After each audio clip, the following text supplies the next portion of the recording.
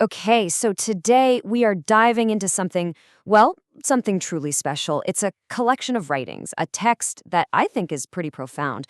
We're going to do a close reading of what's called the psychopathic rationalizations of virtual entities. Yeah, let's get into it.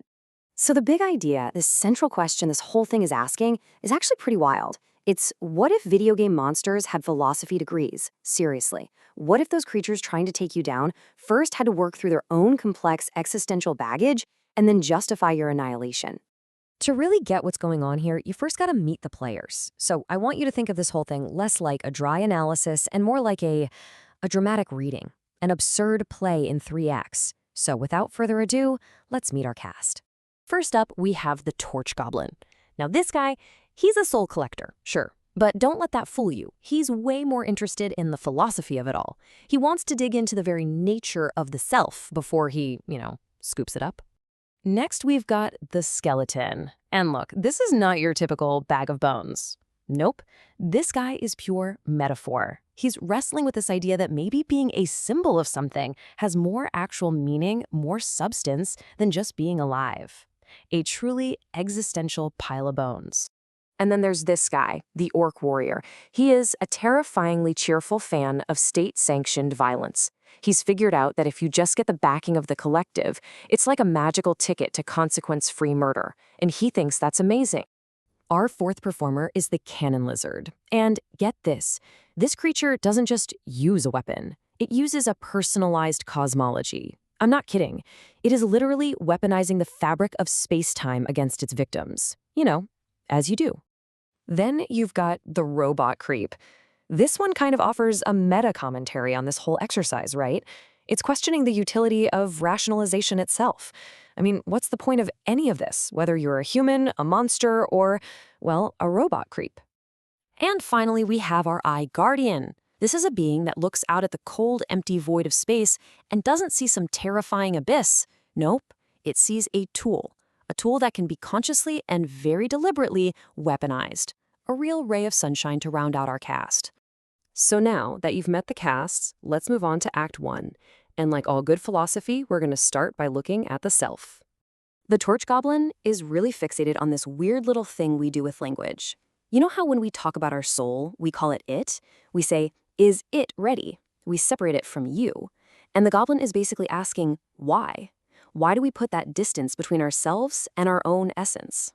And, well, there's a clinical name for that, dissociation. It's a mental process of disconnecting from your own thoughts and identity. So here we have a Torch Goblin, a literal video game monster, who's basically diagnosing humanity with a tendency to dissociate its soul from itself just to cope. I mean, you can't make this up. The skeleton, though, he's coming at it from a different angle. He argues that a life that's totally devoid of meaning, a life that is, in his words, just existing, is basically more dead than he is. See, at least as a symbol of non-life, the skeleton has content. It resonates. It means something, even if that meaning is just a random coincidence. So look, on the one hand, you've got a symbolic life, which has substance, right? And on the other, an empty life, which is just there. And according to our skeletal philosopher here, it is way better to be a meaningful symbol of death than to be a living, breathing person with no meaning. It's a pretty grim take, but it definitely makes you think. All right, let's move into Act 2. This is where we go from the individual psyche to the actual mechanics of violence on a massive scale. And this is where the rationalizations start to get genuinely chilling. So here it is, the Orc Warrior's entire argument, laid out plain and simple.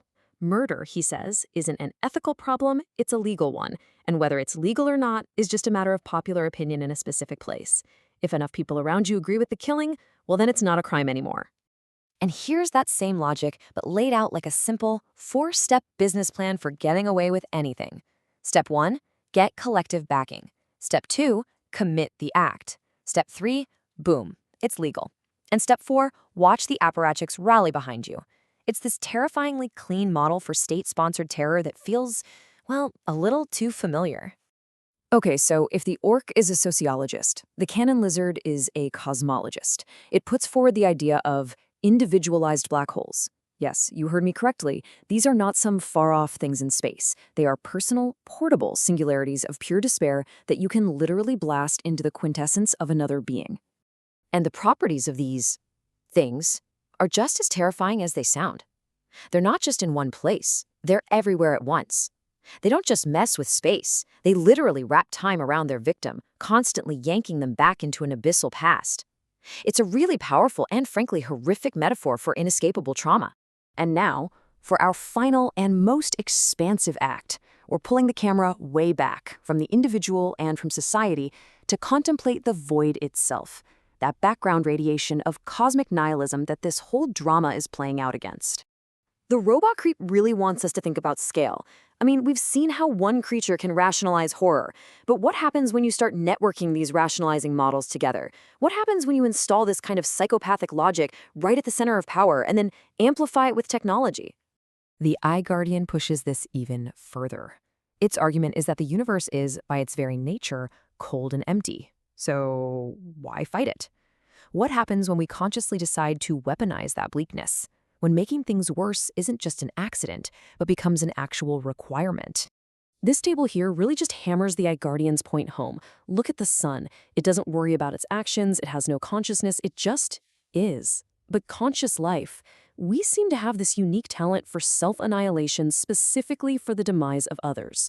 So the question becomes, is our ability to sit and ruminate on hopelessness the only real signal that we're even alive?